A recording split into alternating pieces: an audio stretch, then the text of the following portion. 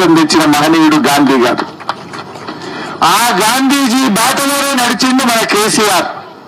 ఆ గాంధీ బాటలో నడిచిండు, ఆమరణ నిరాహార దీక్ష చేసి ఈ తెలంగాణ రాష్ట్రాన్ని తెచ్చిండు మన కేసీఆర్. మరొక మహనీయుడు డాక్టర్ బాబాసాహెబ్ అంబేద్కర్. ఇవాళ నిజంగా తెలంగాణ వచ్చిందంటే అంబేద్కర్ గారు రాసిన రాజ్యాంగమే మనకు తెలంగాణ వచ్చింది. అంబేద్కర్ గారు చిన్న రాష్ట్రాలకు హక్కులు కల్పించిండు. రాష్ట్రాలు ఎలా తెచ్చుకోవాలో ఆనాడు ముందు చూపుతో అంబేద్కర్ గారు రాజ్యాంగంలో రాసిండు కనుకనే ఇవాళ తెలంగాణ రాష్ట్రం వచ్చింది. అందుకే కేసీఆర్ గారు 125 అడుగుల ప్రపంచంలోనే అతిపెద్ద అంబేద్కర్ విగ్రహాన్ని మన హైదరాబాద్ నడిబొడ్డున పెట్టించిండు కేసీఆర్. ఈ రాష్ట్రాన్ని నడిపే సచివాలయానికి డాక్టర్ బాబాసాహెబ్ అంబేద్కర్ సెక్రటరియట్ గా మన సచివాలయానికి కూడా పేరు పెట్టి ఆ మహోన్నతుడి ఆశయాలను ముందుకు తీసుకొని పోయిండు కేసీఆర్. ఇలా ఎన్నో మంచి కార్యక్రమాలు జరిగినాయి. మా సంత్ సేవాలాల్ మహారాజ్, ఇలా మా అక్క చెల్లెలు అందరూ ఉన్నారు, సేన్ రామ్ రామ్. మా లంబాడి అన్నదమ్ములకు అక్క చెల్లెలందరికీ సేన్ రామ్ రామ్.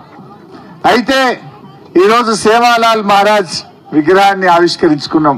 ఎంత సంతోషం. అసలు ఎవరైనా పట్టించుకున్నారా సేవాలాల్ మహారాజును? గతంలో ఇదే కాంగ్రెస్ పార్టీ 50 ఏళ్లు పాలించింది. మన తండా గురించి ఆలోచించిందా? మన సేవాలాల్ మహారాజ్ గురించి ఆలోచించిందా? మా ఎస్టీల రిజర్వేషన్ గురించి ఆలోచించిందా? ఇలా కేసీఆర్ గారు వచ్చినాక సేవాలాల్ మహారాజ్ జయంతిని అధికారికంగా ఈ దేశంలో జరిపిన తొలి ముఖ్యమంత్రి కేసీఆర్. రాష్ట్ర ప్రభుత్వం డబ్బులిచ్చి ఊరూరా కూడా సేవాలాల్ మహారాజ్ జయంతిని అధికారికంగా జరిపిన నాయకుడు మన బీఆర్ఎస్ పార్టీ, మన కేసీఆర్. అంతేకాదు మా ఎస్టీ పిల్లలు చదువుకోవాలంటే విద్యా ఉద్యోగాల్లో 10% రిజర్వేషన్ ఇచ్చింది కూడా కేసీఆరే. ఇలా మీ పిల్లలు డాక్టర్లు అవుతున్నారు, ఇంజనీర్లు అవుతున్నారంటే ఇలా కేసీఆర్ గారు మా గిరిజనులకు 10% రిజర్వేషన్ ఇవ్వడం వల్ల ఈ పిల్లలు బాగా చదువుకొని ఉద్యోగాలు చేసుకోగలుగుతా ఉన్నారు. ఈరోజు బంజారా హిల్స్ లో పేరేమో బంజారా హిల్స్, కానీ ఆడ గుంటడి జాగ లేకుండా మనకు కేసీఆర్ గారు ఎకరం జాగ ఇచ్చి బంజారా హిల్స్ లో అద్భుతమైన బంజారా భవన్ కట్టి మన ఆత్మగౌరవాన్ని నిలబెట్టింది కూడా మన కేసీఆర్. ఇలా చెప్పుకుంటూ పోతుంటే ఎన్నో కార్యక్రమాలు జరిగినాయి.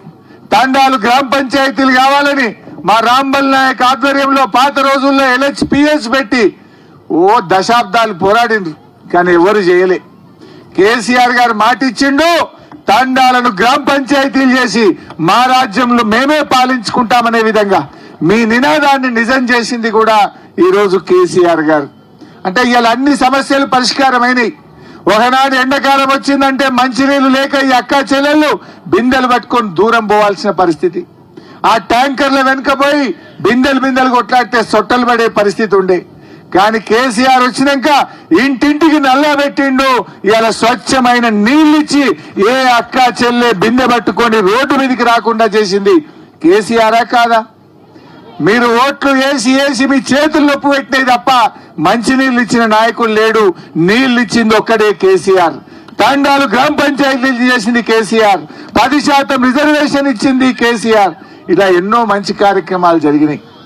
కానీ ఇలా రేవంత్ రెడ్డి గారు, కాంగ్రెస్ పార్టీ ఎన్నో హామీలు ఇచ్చింది. చాలా మాటలు చెప్తే మీరు నమ్మిండ్రు. 10 ఏళ్లు కేసీఆర్ మంచిగానే చేసిండు, కానీ వీళ్ళేదో మరి తులం బంగారం ఇస్తారట కదా, ఆడపిల్లలకు స్కూటీలు ఇస్తారట కదా, 2 లక్షలు మాఫీ చేస్తారట కదా, ఇట్లా 2500 ప్రతి మహిళకి ఇస్తారట కదా అని చాలా హామీలు ఇస్తే నమ్మినాం మనం. అంటే ఏమైంది? ఈరోజు రేవంత్ రెడ్డి ఏడాదినర్థం పరిపాలన అయిపోయింది. ఏడాదినర్థం రేవంత్ రెడ్డి పాలన చూస్తే అంతా సగం అంతా ఆగమాగం, అంతా ఆగమాగం అయిపోయింది తెలంగాణ. ఒక్కటన్నా చక్కగా ఉన్నదా? ఏ ఒక్క స్కీమ్ అన్నా అమలైందా? ఏ ఒక్కటన్నా సంపూర్ణంగా ప్రజలకు అందుతున్నదా? ఇలా దయచేసి మీరు ఆలోచన చేయండి. రేవంత్ రెడ్డి పరిస్థితి ఎట్లుందంటే అసెంబ్లీ బయట అబద్ధాలు చెప్తాడు, అసెంబ్లీ లోపల కూడా అబద్ధాలే చెప్తాడు. ఒక్కటన్నా మాట మీద నిలబడాడు. ఇప్పుడే సబితక్క చెప్పింది, మేము గతంలో రుణమాఫీ ఏమైందా అని గట్టిగా పెట్టుకున్నాం. పడితే దేవుళ్ళ మీద ఒట్లు పెట్టిండు. అన్ని ఒక్క దేవుడు కాదుగా, కనబడ్డ దేవుడి మీద అల్ల ఒట్టు పెట్టిండు. మా అక్క అన్నట్టు గండి మైసమ్మ మాత్రం తప్పించుకున్నది. ఆ గండి మైసమ్మ అనుకున్నట్టుంది ఈయన వచ్చి నా మీద ఒట్టు పెట్టడేమో అనుకున్నట్టుంది. ఈ దేవుళ్ళనే మోసం చేసిన రేవంత్ రెడ్డి ప్రజల్ని మోసం చేయడా? ఏం చెప్పిండు? 15 ఆగస్టు కల్లా ప్రతి ఒక్కరికి రుణమాఫీ చేస్తా అని రాముల వారి మీద ఒట్టు పెట్టిండు, జహంగీర్ పీర్ దర్గా మీద ఒట్టు పెట్టిండు, చర్చి మీద ఒట్టు పెట్టిండు, మరి అలా శివుని మీద ఒట్టు పెట్టిండు, యాదాద్రి లక్ష్మీ నరసింహస్వామి మీద ఒట్టు పెట్టిండు. కానీ ఇవాళ రుణమాఫీ అయిందా? ఇవాళ సగం మందికి కూడా ఇవాళ రాష్ట్రంలో రుణమాఫీ కాలే. ముఖ్యమంత్రి కదా ఆయన మాట నమ్మిండ్రు. 2 లక్షల మీదున్నోళ్ళు ఆ మీద డబ్బులు కట్టుండి ఒక్క క్షణంలో మీ రుణం మాఫీ చేస్తా అన్నాడు. పాపం ఆయన మాట నమ్మి కడితే ఇవాళ రైతులకు రుణమాఫీ కాలే, అప్పుల మీద పడ్డాయి. ఇవాళ ఆగమాగం అవుతున్నారు. పాపం రైతులు ఆత్మహత్య చేసుకుంటున్నారు. నేను రేవంత్ రెడ్డిని అడుగుతా ఉన్నా, నువ్వేమంటావు? మాట మాట్లాడితే నేను పాలమూరు బిడ్డను అంటావు, నల్లమల అడవుల్లోకి వచ్చిన అంటావు.